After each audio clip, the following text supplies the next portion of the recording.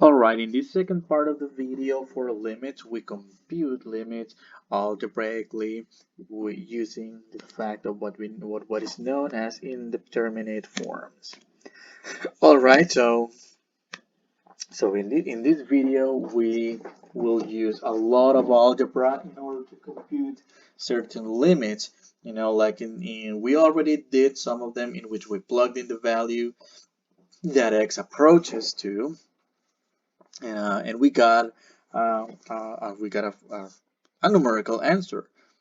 However, an indeterminate form in this case is that when we plug in the value of x that x approaches to, we get a 0 over 0, and that's, well, there's more on the term indeterminate forms, but this one is the one that we will use for this section. So in those cases, well, then we have to work with the expression for the limit that we're evaluating, do algebra such as factoring, rationalization, clinic complex fractions, and many other things, many other algebraic techniques. All right, so let's look at one example. So the first thing we do is substitute the value that x approaches to, and we do 4 squared minus 16 over 4 minus 4. So in this case, we get 16 minus 16 and divided by 0, which in this case is 0 over 0, which is what we wanted to obtain. This is good, all right? Because this means that in this case, well, we can use algebra to simplify this limit. All right. Oh, by the way, let me change the color here instead. All right, so now we are going to rewrite this limit, and well, the idea is to cancel out factors that eliminate this this 0 over 0. All right, that's what we want to obtain. So for example, notice how the expression in the numerator is x squared minus 16, which is a difference of squares. So what we do is factor that difference of squares as x minus 4, x plus 4, divided by x minus 4, as x approaches 4. And in this case, notice how these two cancel out, leaving us with limit x plus 4 as x approaches 4, and that equals to 4 plus 4, and that is indeed the limit, which adds up to 8. Alright, so let's look at another example in which we will find the limit as x approaches. Negative 2 for the function x squared minus x minus 6 divided, the whole thing divided by 3x squared plus 5x minus 2. So we do the same. Negative 2 quantity squared minus negative 2, be careful with the signs here, minus 6, and 3 times negative 2 squared plus 5 times negative 2 minus 2. So in the numerator, if we simplify the numerator, what do we get? Negative 2 squared, which is positive 4, and over here, minus minus becomes a positive. So that's a 4. So hold on, is this yes, so that's gonna be a 4 plus 2 plus rather minus 6, and divided by 2 squared, which is 4, times 3, which is 12, minus 10 minus 2, and if we simplify numerator and denominator, we get 0 over 0, which is good, because that means we can apply algebra to simplify this, so we can compute this limit. So what we're going to do here is limit x approaches negative 2. So let's factor the numerator. So somehow we have to get rid of a factor of x plus 2 that causes trouble in this case and gives us a 0 over 0. So we're going to look for factors of x that add up to negative, the factors of negative 6 that add up to negative 1. So that is, I would say, minus 3 and plus 2, because negative 3 times 2 is negative 6, and negative 3 plus 2 equals negative 1. To factor the denominator, well, that's going to require a little bit more of work, because in order to factor trinomials for which the leading coefficient is different than 1, I'm going to take it to the side. We need to do something else. So we need to, so 3x squared plus 5x minus 2, and then, well, we can use, I like using the what I call the diamond, or typically call it the diamond method, and in this case it consists of multiplying the leading times the constant term, that's a negative 6. All right, I'm multiplying this 3 times this negative 2, and bring the middle coefficient under diamond here. So we're looking for factors of negative 6 that add up to 5. And those numbers are, you guessed well, 6 and negative 1, because 6 minus 1 equals 5, and 6 times negative 1 is negative 6.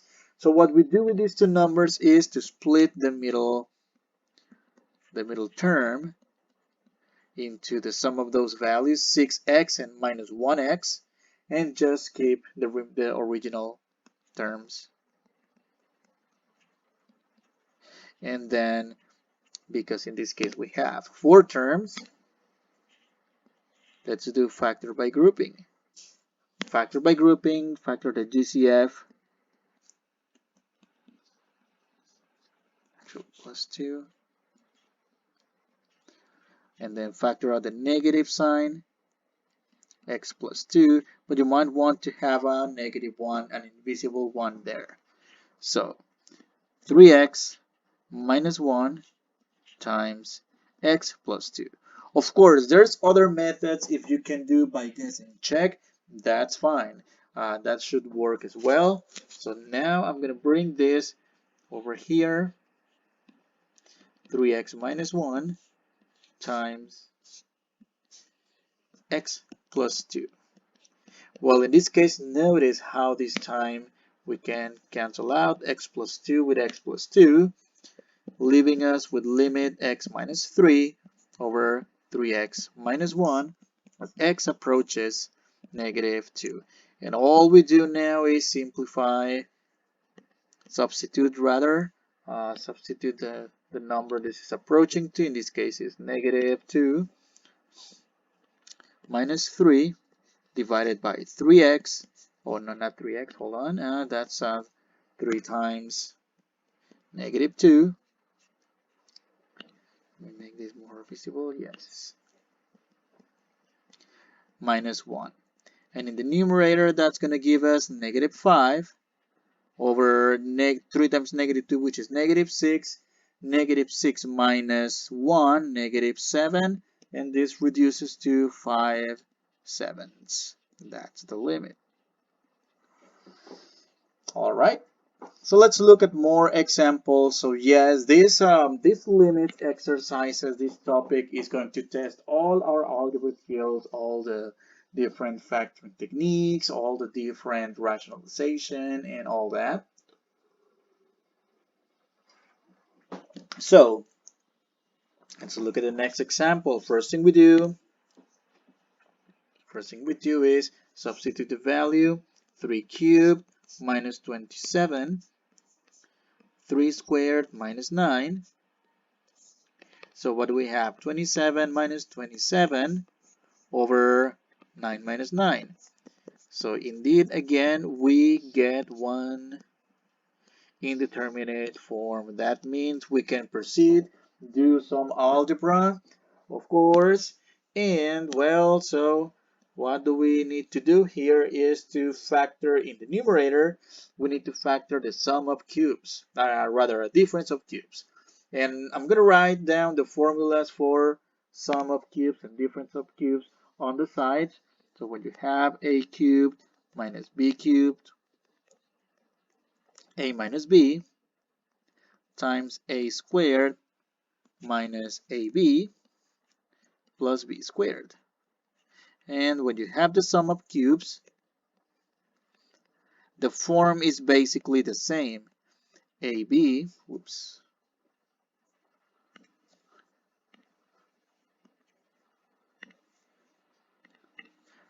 AB, I'm going to work on the signs in a minute.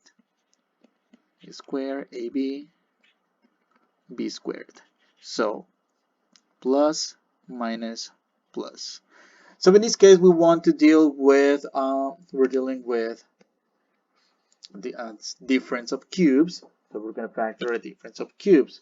So in this case, this is going to be of the form, let me write it down up here, t cubed minus 3 cubed. All right. So let's do limit x approaches 3, and well, we do t minus 3 times t squared plus 3, or rather,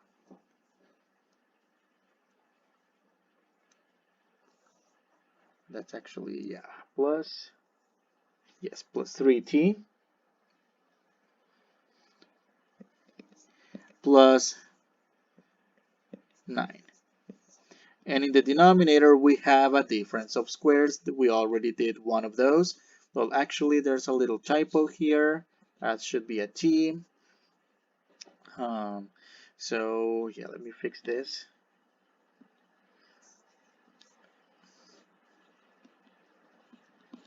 And so t minus 3, t plus 3. And over here, we may now cancel. And leaving us with limit t approaches 3 of t squared plus 3t plus 9 divided by t plus 3. What are we going to have in this case? 3 squared plus 3 times 3 plus 9 divided by 3 plus 3. So what do we have in the numerator? 3 squared, which is 9, plus 3 squared, which is 3 times 3, which is 9 as well. So that's going to be 9 plus 9, that's 18 plus 9, 27. 27 divided by 3 plus 3, which is 6. And this reduces nicely to, this will be 3 halves. What is actually 3 halves? Oh, wait, 27 divided by 3. So that's a 9 halves. Okay, not 3 halves, 9 halves. Because these are both divisible by 3. And that's what we get. Let's look at another example. And this example, I'm going to do it in 2 different ways because I think it's a good idea to actually explore more than one way to solve a problem, which is fine. You may have seen an algebraic, an algebraic simplification like this, one way or the other way. You will see. So let's do the substitution. That's a 0 over the square root of 9, which is 3 minus 3, and that equals to 0 over 0, which is good. This is good because this is an indeterminate form. So let me do it one way. So the one way is by the limit. Let me rewrite the limit expression.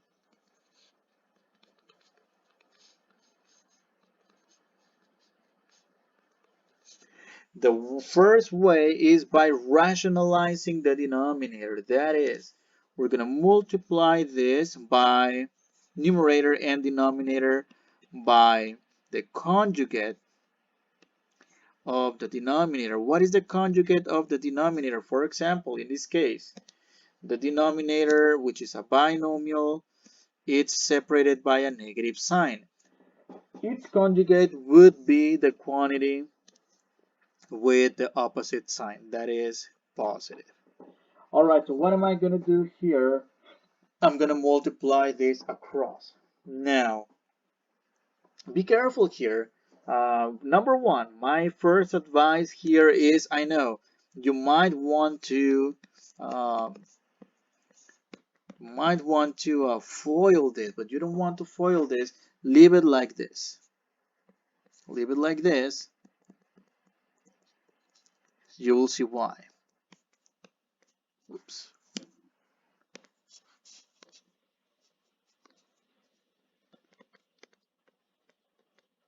Plus, it's a plus. Oops. And the reason for this is because we want to cancel that x minus 9. And if you FOIL, you won't be able to do that. Now, another thing I would like you to see, notice the form right here. A minus b times a plus b. Isn't that a factor form of a difference of squares that looks like a squared minus b squared? Well, in this case, we're going to have the square root of x squared minus 3 squared, which will be x, not just x. Let me write down the limit symbol. So that's x minus 9 square root of x plus 3. And in the denominator, the square root of x squared, the radical cancels with the power 2, leaving us with x minus 3 squared, which is 9. And see how this cancels out, just like other exercises, leaving us with limit square root of x plus 3 as x approaches 9. And in this case, well, let's write down the final answer by actually just substituting. Let me make this more legible. By substituting square root of 9 plus 3, that is 3 plus 3, which equals to 6. And that is the limit. So this is way 1. The first way, number 1. There is a second way to do this. I'm going to go over this one. Well, in the end, you get to choose which way to go as long as you feel comfortable with one way or the other. So let's see. Let me write down the limit expression again.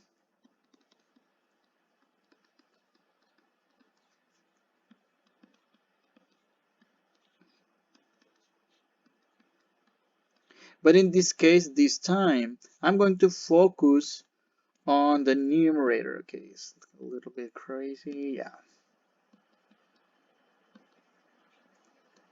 And the numerator, I'm going to make it look like a difference of squares because the number 9 clearly is a perfect square. That is the square of 3. However, the quantity x can be seen as a perfect square if we rewrite this as the square root of x, quantity squared minus 3 squared.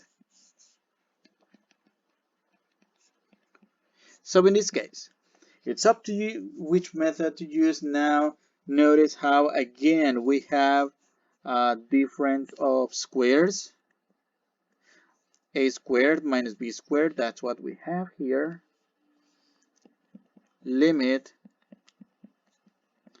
So we're going to factor, I know it's kind of crazy, x minus 3, x plus 3.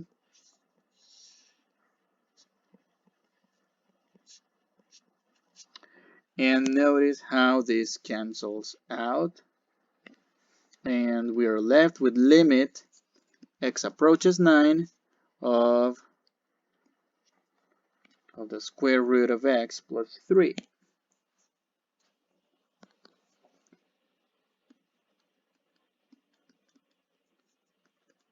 And well, isn't this the same? You recognize this expression right here. This one is the same as that one that we got before, that we did before, which equals to 6. Again, you do it one way or another, it is your choice. You can do it however you want. I'm just giving you two different ways. You get to choose. It's fun. The one that you feel more comfortable with. All right, let's look at the next page. Let's look at another. Yes, this one, I'm not gonna lie to you. The next ones are gonna be a little bit more funky. Well, first thing we do, plug in the value. Oh, no more limit symbol. Actually, one thing that I forgot to mention, when we plug in the value that x approaches to, we no longer write the limit symbol. In the meantime, for every algebraic step that we do, we need to write that limit symbol. And so that's at the square root of 16. Oh, by the way, this should be a different color. Yeah, that's square root of 16 plus 25. I put 16 plus 9 minus 5 over 0. So in the numerator, 16 plus 9 is 25. And that's a 5 minus 5, which is 0 over 0, which again, this is good because we're going to use algebra to simplify this one. And well, how are we going to go about this? So we're going to rationalize, but not the denominator this time, but in this case, it's the numerator. So yeah, this one is going to look a little bit big. But again, we're going to use essentially the same pattern as we did before by multiplying by the conjugate of the numerator. So the square root of x squared plus 9 minus 5 x plus 4. So this is to be multiplied by the conjugate of the numerator,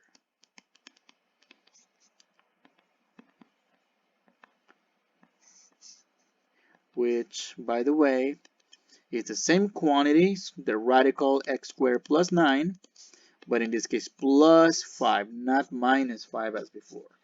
And again, we're using the same pattern as in the previous example. Of course, you might be thinking, well, should I FOIL this? Yes, you can do that. Why not? However, it's not something I would recommend you do because it's going to be a lot of time consuming. So instead, let's just use this pattern right here, the pattern that tells us that it is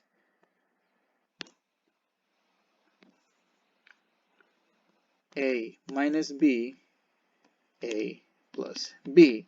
In this case, that's the factor form of a difference of squares. So all we do is limit x approaches -4. The first term, which is the radical x squared plus 9, quantity squared minus 5 squared, divided by the denominator, just multiply across x plus 4 times the square root of x squared plus 9 plus 5. But again, in this case, do not distribute this, do not FOIL this. I mean, what I mean, do not do this. No, because again, if you do that, you won't be able to see what's going to happen. All right, let's keep going. Yeah, I know this one is so this one is going to take a good minute, but don't worry, we're getting there. So, see how the square cancels with the radical symbol to give us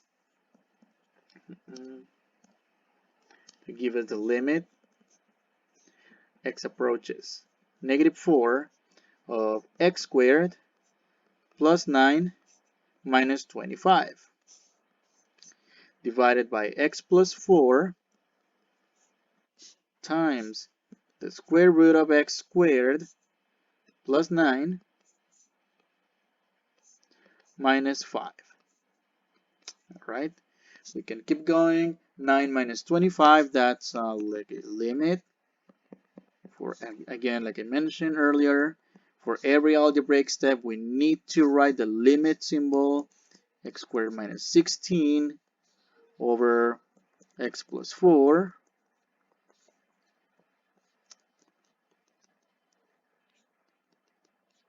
x squared plus 9 minus 5. Okay, now if you look at this limit, well, the next thing you might be thinking of doing is to plug in the value, but again, it's going to give us a 0 over 0. However, I'd like you to observe the following. Observe this difference of squares, observe this x plus 4. If we factor the difference of squares in the numerator, we should get something like this. Limit x plus 4 x minus 4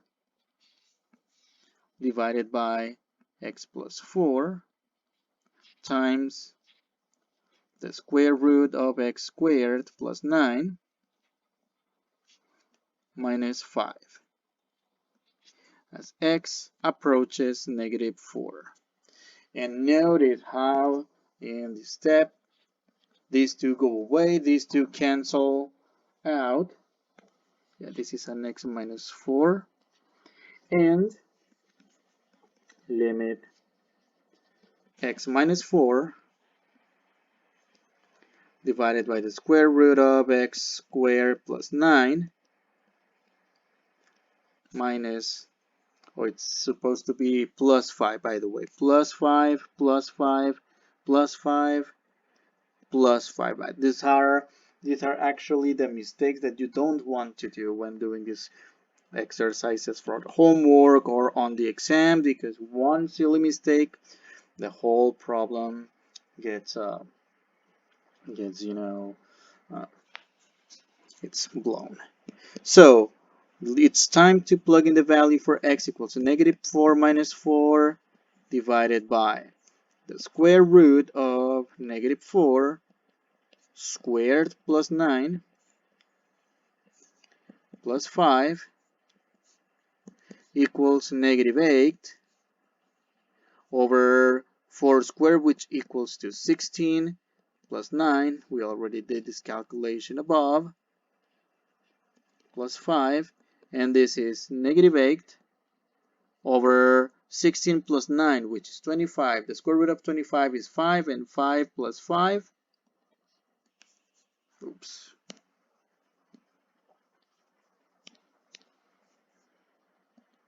5 plus 5, that's a 10, which is negative 8, over 10, which reduces to negative 4 over 5. Of course, yes, it's important to, in the end, simplify to lowest terms in order to get the answer correct. All right, let's look at two more examples before calling it a day for this section. So again, let's plug in the value for as that x is approaching to, well, so that's 1 over 3 minus 1 over 3 divided by 3 minus 3, and that is 0 over 0, which indeed is good. That means we can do algebra to simplify this limit and find the actual value of the limit. So limit x approaches 3 of 1 over x minus 1/3 over x minus 3. Now, how are we going to simplify this expression anyway? Because, well, number one, nothing is factorable in the numerator or the denominator that can cancel out. Well, there's one issue there. That is the issue number one. Number two, we cannot rationalize denominator because we don't have radicals this time, even though we can use the trick of making it look like radicals, but it's not going to work this time. So in this case, well, we need to try something else. So what we're going to do here is to simplify the complex fraction. And in order to get that done, think of this as a x over 1 and 3 over 1. And we are going to multiply by the numerator and the denominator by the least common denominator of every single individual denominator that we see in the expression. X, 3, 1, and 1. Well, here the least common denominator is 3x. So what we're going to do here, yes, this one we're going to distribute. And in this case, well, we're going to just multiply this 3x with the whole denominator. You'll see how it's going to work this time. So limit of, as x approaches 3 of, okay, 1 over x minus 1/3. I'm leaving some space here for a reason. You'll see why. Because I'm going to multiply 3x times 1 over x, which is 3x times 1 over x, 3x times 1/3, and in this case, in the denominator, we get 3x times x minus 3. I know you might want to distribute, but don't do that. You'll see why. So notice how in this case, x cancels this x and the 3 cancels the 3, leaving us with limit 3 minus x over 3x times x minus 3. Alright, we're almost there. So you might be thinking, well, why not cancel this 3x, x minus 3? Well, they look similar. They both share the same two terms, x and 3. However, both of these have opposite signs. So, number one, we wish the numerator, in fact, were an x minus 3. This way, goodbye, goodbye. All right? That's what we wish. And we can make that wish come true by actually factoring out a negative from the numerators. If I factor a negative, that reverses the order of the terms. And see that that's the trick here to get through that example, through that part, or through that step. Goodbye, x minus 3, and the limit is going to be, well, x approaches 3, negative 1 over 3x, and all we have to do here is plug in the value for x, negative 1, no more limit symbol, which is negative 1/9. Final answer for this limit. And let's do the last example. For the last example, letter G, yes, we have a crazy looking, yes, this one is going to be fun, it's going to be interesting. And well, again, first things first, square root of 1 plus 0 minus the square root of 1 minus 0 over 0. Square root of 1 plus 0 is the square root of 1 minus the square root of 1 minus 0, which is also the square root of 1 over 0, and this is a 0 over 0, which is awesome because this means that we can use any algebraic technique out there to simplify that complex radical expression and come up with something a lot simpler and be able to essentially kill off this x in the denominator, causing trouble, giving us that 0 there that doesn't let us get the final answer. So let's write the limit again, the limit expression again. Oops. Okay. All right, got it. Got some issues here. Okay. So limit x approaches 0 of the square root of 1 plus x minus the square root of 1 minus x over x.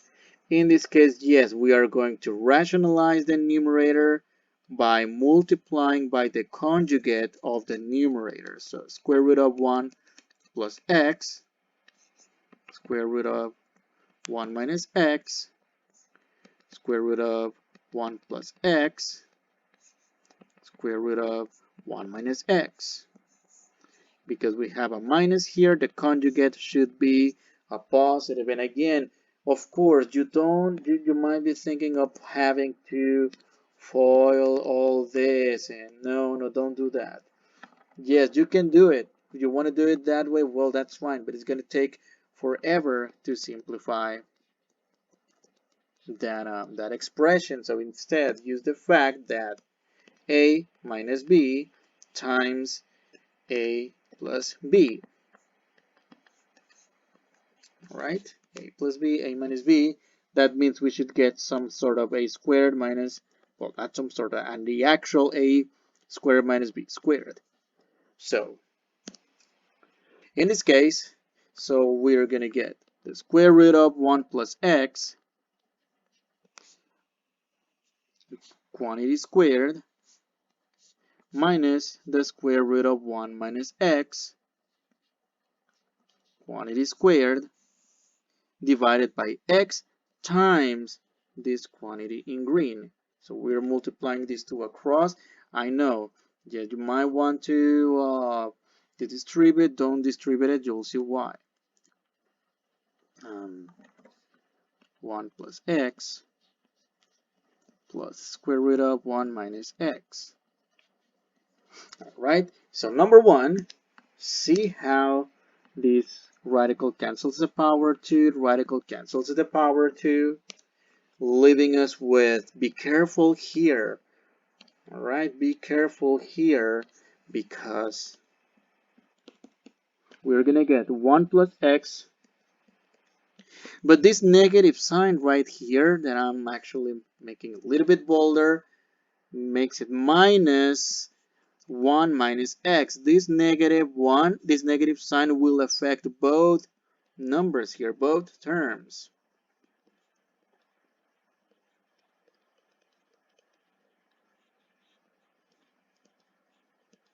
And then let's use the distributive property to distribute the sign, the negative sign, and change the sign of everything. So limit x approaches 0, 1 plus x, minus 1, minus negative x. Be careful, that turns into a plus x, alright? So let me highlight that part. So minus times a minus becomes a plus here, okay? Just careful with that. And then divided by x, and this funky looking quantity. Oops, not minus, I mean not plus, actually minus. And you will see the magic that is about to happen. You'll see how this works. The ones cancel because 1 minus 1 cancels, and we are left with a couple of like terms. X plus x, that reduces to limit of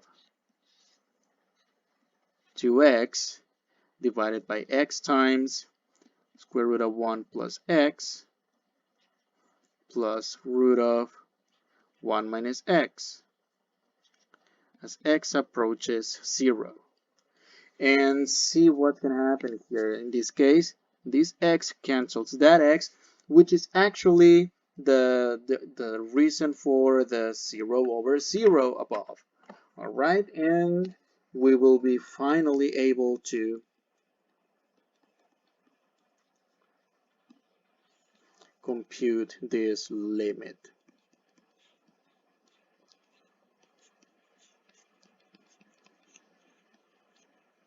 And so, actually approaches 0. So now we can substitute this.